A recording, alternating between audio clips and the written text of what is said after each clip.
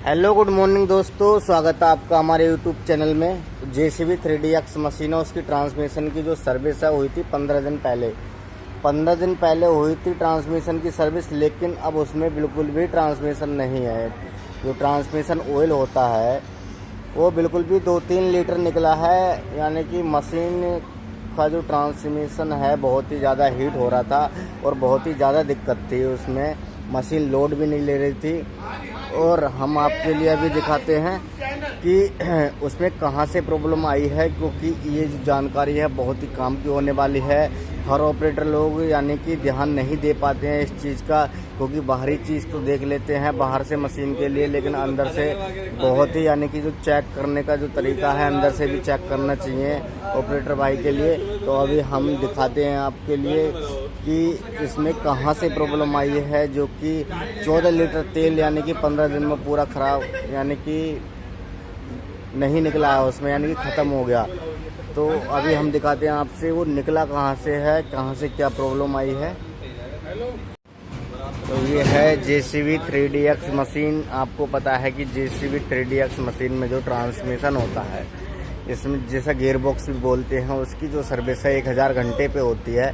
लेकिन 15 दिन पहले इसकी सर्विस हुई थी, बिल्कुल भी तेल नहीं निकला है, मात्र 2-3 लीटर तेल निकला है इसमें। तो हमने प्रॉपर अच्छी तरीके से चेक किया। कुछ भाई लोग कह रहे थे कि हाइड्रोलिक पंप की सील ख़राब हो गई है और हाइड्रोलिक टैंक में ट्रांसमिशन ऑयल जा रहा है, लेकिन ऐसा कुछ नहीं था। बहुत से भाई लोगों ने चेक किया था, ऑपरेटर भाई भी कह रहे थे, बोल रहे थे कि जो है इसका जो ट्रांसमिशन है इतनी जल्दी कम कैसे हो गया, इसकी पंप की सील लीकेज हो गई है और हाइड्रोलिक टैंक में सारा ट्रांसमिशन चला गया है। लेकिन ऐसा कुछ नहीं था इसमें। जब हमने प्रॉपरली अच्छे तरीके से चेक किया इसके लिए, तो अभी हम आपके लिए दिखाते हैं कि कहाँ से इसमें ये प्रॉब्लम आई है। तो अभी हम आ गए हैं मशीन के नीचे।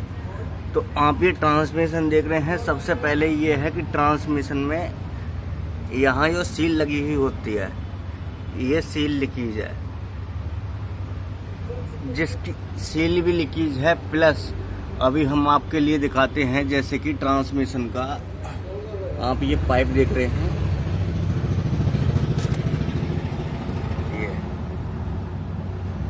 ये है ट्रांसमिशन का कूलर का पाइप है। आप ये सुराग देख रहे हैं यहाँ पे, ये जो सुराग है यहाँ, ये जब मशीन चलती है तो यहाँ से बहुत ही स्पीड से तेल निकलता है इसमें। ये ट्रांसमिशन निकल भी रहा है, मशीन खड़ी हुई है तो भी इसमें से ट्रांसमिशन ऑयल निकल रहा है। जब मशीन बहुत ही ज़्यादा यानी कि जैसे कि स्पीड में चलती है तो यहाँ से बहुत ही तेज़ी से तेल निकलता है, जो कि पूरे इसमें जो ट्रांसमिशन है, गियर बॉक्स है, उस पर इसमें सारे ऑयल हो जाता है। आप देख सकते हैं पूरे में सारा भींगा पड़ा है ये, इसी वजह से।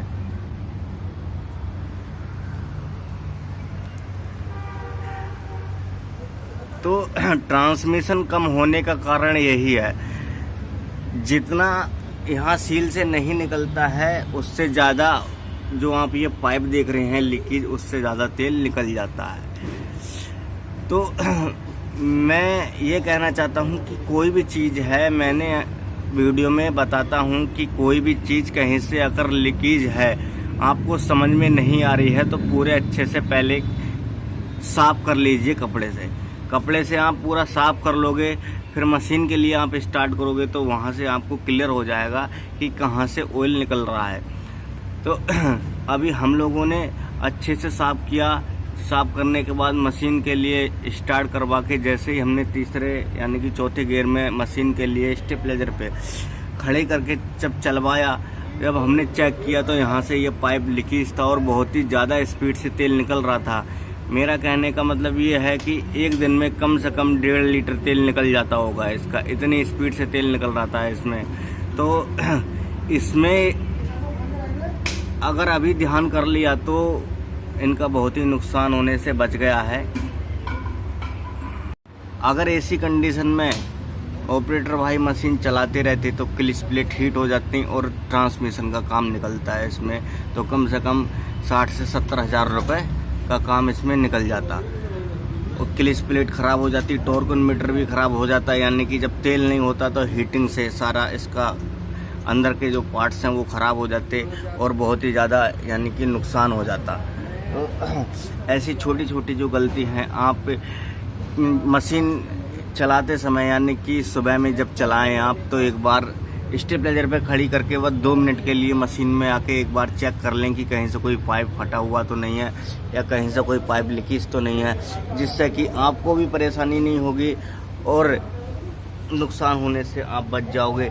जिससे कि ये होती है, ऑपरेटर भाई ध्यान देते हैं तो वो अच्छे परफॉर्मेंस में आ जाते हैं कि ऑपरेटर हमारा बहुत बढ़िया है, वो मशीन के लिए बिल्कुल नुकसान होने से बचाता रहता है और नुकसान नहीं होने देता है। तो आप जो है सभी की नज़रों में अच्छे बने रहोगे और आपका एक ये है स्मार्ट वर्क हो जाएगा मशीन चलाने के साथ साथ में, कि मालिक लोग भी कहेंगे कि हाँ मशीन की भी केयर करते हैं हमारे ऑपरेटर। तो इस बात का आप ध्यान रखें, कोई भी चीज़ कहीं से लीकेज है तो अच्छे से प्रॉपरली पहले चेक कर लें, फिर उसके बाद में आप ये छोटी छोटी चीज़ें आप स्वयं यानी कि जो ऑपरेटर भाई हैं वो खुद कर सकते हैं। इसके लिए इसमें कोई ज़्यादा बड़ा फॉल्ट नहीं है पाइप चेंज करने में, इस बात को तो आप भी जानते हैं। तो ये ट्रांसमिशन का ये कूलर वाला पाइप लीक है। तो ट्रांसमिशन पे एक तो ऊपर की साइड में लगा हुआ होता है, अभी जो मैंने आपके लिए दिखाया था जहाँ से पाइप लीकेज है, और आगे की साइड में मैं दिखाता हूँ कि कहाँ से लीकेज है, यानी कि कहाँ पे आके लगता है। लीकेज तो फिलहाल ट्रांसमिशन से ही था। तो अभी हम आ जाते हैं आगे की साइड। तो ये है कूलर का पाइप, ये लगता है या नीचे की साइड, तो यहाँ से भी लीकेज था।